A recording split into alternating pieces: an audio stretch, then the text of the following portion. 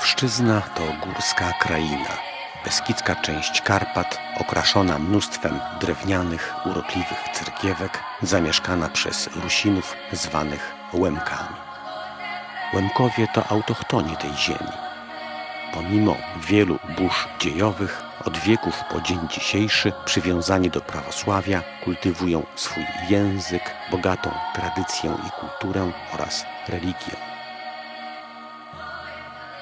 Prawosławna cerkiew pod wezwaniem świętego Michała Archanioła w Wysowej Zdroju jest świątynią parafialną, należy do dekanatu krynickiego prawosławnej diecezji przemysko-gorlickiej.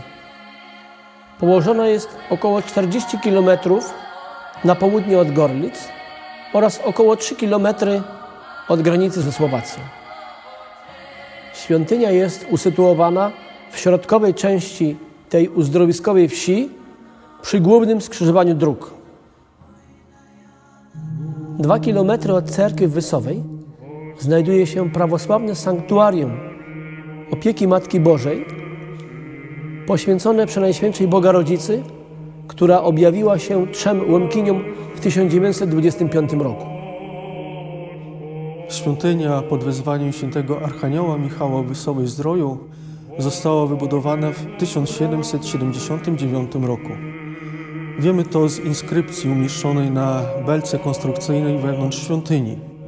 Z tegoż napisu dowiadujemy się również, że do 1771 roku istniała jeszcze pierwsza, inna świątynia w Wysowej, która została spalona przez konfederatów barskich. W 1874 roku wybudowano dzwonnicę, która na początku XX wieku w 1910 roku została wkomponowana w całą bryłę świątyni.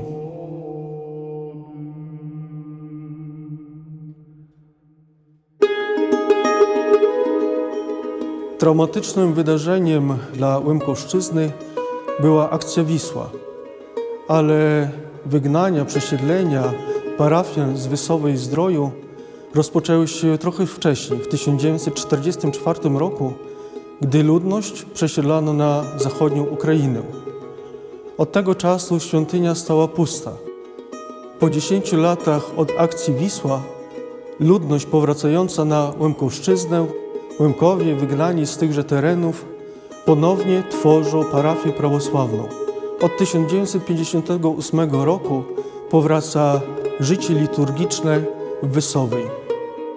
Wspólnota łemkowska po powrocie z wygnania na początku 60. lat ufundowała dzwony, które rozbrzmiewają po dzień dzisiejszy.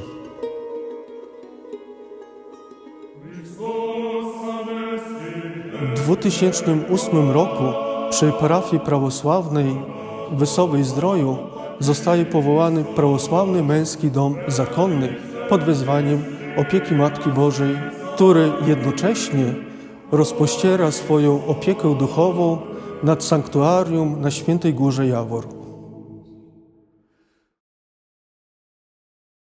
W 2009 roku świątynia w Wysowej Zdroju prawnie zostaje uznana za własność Cerkwi Prawosławnej w Polsce. Od tego czasu prowadzone są liczne remonty konserwatorskie i restauratorskie nie tylko samej świątyni, ale również wystroju wewnątrz niej.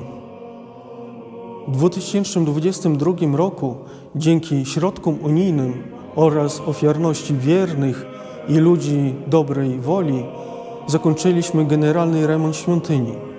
Między innymi została odnowiona polichromia wewnątrz świątyni, która pochodzi z 1910 roku. Świątynia w Wysowej Zdroju jest jedną z najstarszych cerkwi w Beskidzie Niskim. Reprezentuje zachodniołemkowski styl architektoniczny cerkwi. Ściany z zewnątrz pokryte są gontem, a dach i kopuły cerkwi blachą. W górnej części wieży nad przedsionkiem znajdują się ślepe tarcze zegarowe. Cerkiew jest budowlą trójdzielną z przedsionkiem od zachodu, nawą i prezbiterium.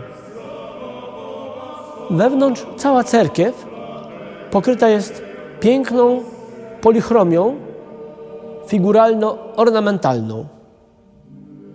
W cerkwi znajdziemy imponujący zbiór chorągwi procesyjnych.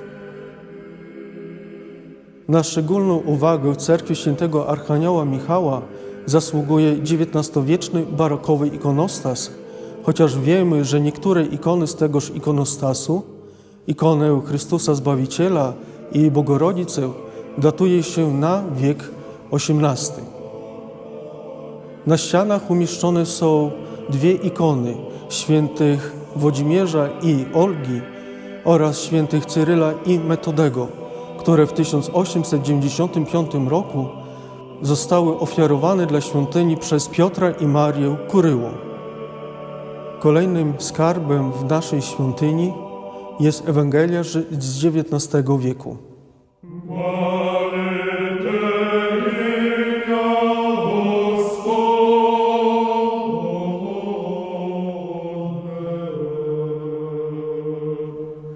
Rusini w Karpatach przyjmowali chrześcijaństwo w wyniku misji świętych braci sołuńskich Cyryla i Metodego, którzy przyszli na Morawy w 863 roku. W wyniku ich misji i ich uczniów miasta i wsie, które istniały jeszcze w IX wieku, przyjmowały chrześcijaństwo w obrządku wtedy tak zwanym słowiańskim. W diecezji przemyskiej do XVIII wieku było ponad 300 prawosławnych monasterów. Podobnie było w diecezji lwowskiej.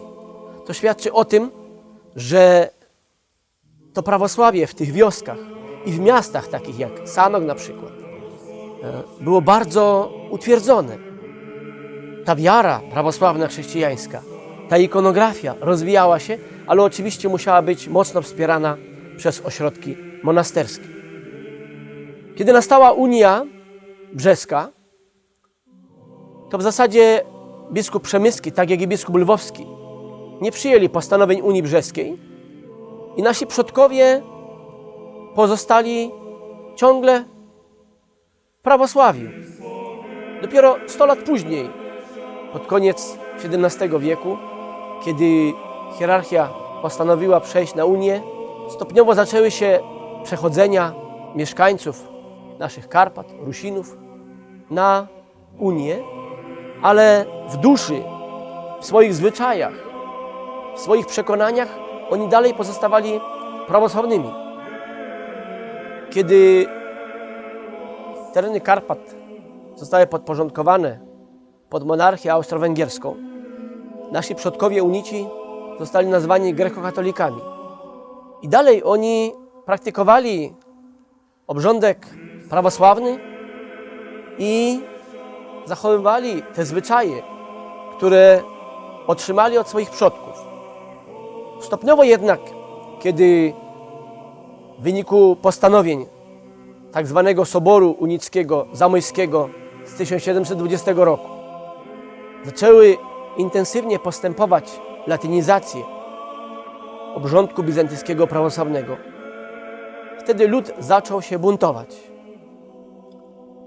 Kiedy w cerkwi grekokatolickiej zaczęto zabraniać postawienia krzyża prawosławnego trzyramiennego, czy zaczęto przestawać budować ikonostasy, czy na przykład już z ksiąg liturgicznych i ze zwyczaju praktycznego zaczęto wycofywać stwierdzenia prawosławnych chrześcijan, wsich was prawosławnych chrystijan, wszystkich prawosławnych chrześcijan, kiedy zaczęto usuwać te sformułowania, ludzie zaczęli się przejmować, zapanował pewny niepokój. No i tak naprawdę w 1926 roku od wsi niedaleko Dukli, Tylawy, rozpoczął się masowy powrót Rusinów, Łemków do prawosławia, gdzie około 60 wiosek już do czasów II wojny światowej powróciło do cerkwi prawosławnej.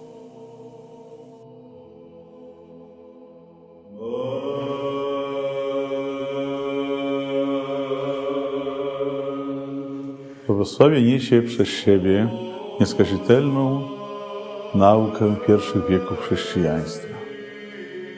Nauka dogmatyczna Kościoła prawosławnego formowała się na pierwszych 7 soborach powszechnych. I nie zważając na okoliczności historyczne, na te wielkie doświadczenia, ten potencjał wiary jest przekazywany dzisiejszemu naszemu społeczeństwu. Ojciec Kościoła, teolog wielki, ksiądz Bułhakow jednoznacznie mówi: gdyby świat znał prawosławie, cały świat by się stał prawosławny. I to jest potencjał naszej wiary, który musimy w swojej skarbnicy przechować i przekazać dla młodych pokoleń. Kolebką chrześcijaństwa wschodniego, cerkwi naszej prawosławnej jest wielka tradycja Bizancjum ze swoją stolicą w Konstantynopolu. I zawdzięczając tej kolebce chrześcijaństwo prawosławne rozpowszechniło się w krajach słowiańskich, jak Serbia, Bułgaria, Morawy i w ten sposób dotarło do naszych ziem. Nasza tradycja prawosławna początki swoje bierze na naszych ziemiach z misji cyrylometodiańskiej. Ta misja świętych równych apostołom Cyryla i Metodego dotarła na tereny naszej Rzeczypospolitej. Ale prawosławie rozwija się i w dzisiejszej dobie czasu. Na kontynencie amerykańskim coraz to nowi członkowie naszej cerkwi włączeni są właśnie do łona świętego prawosławia. Na kontynencie afrykańskim patriarchat aleksandryjski ciągle otwiera nowe diecezje, nowe parafie, ale zachodnia Europa. Pojawiają się nowe parafie, jak we Francji, w Niemczech. Prawosławie jest tą światłością ze wschodu, która daje świadectwo swojej duchowości, a jednocześnie daje gwarancję dla człowieka na wieczne zbawienie.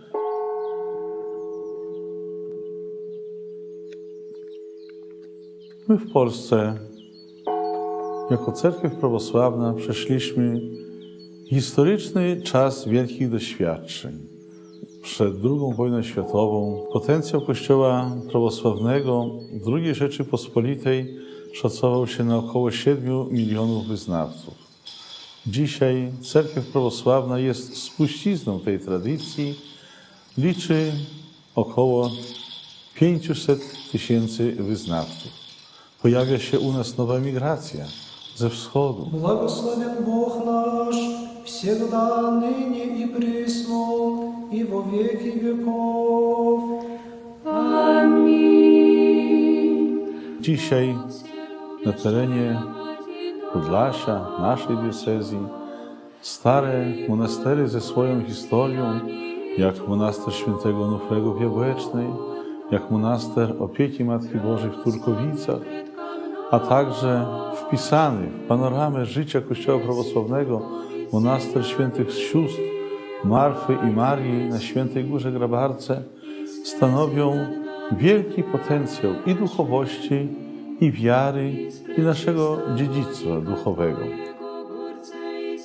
I to właśnie prawosławne monastery, jako stale żywe centra duchowości i kultury, są osnową szlaku, śladami wschodniosłowiańskiej tradycji.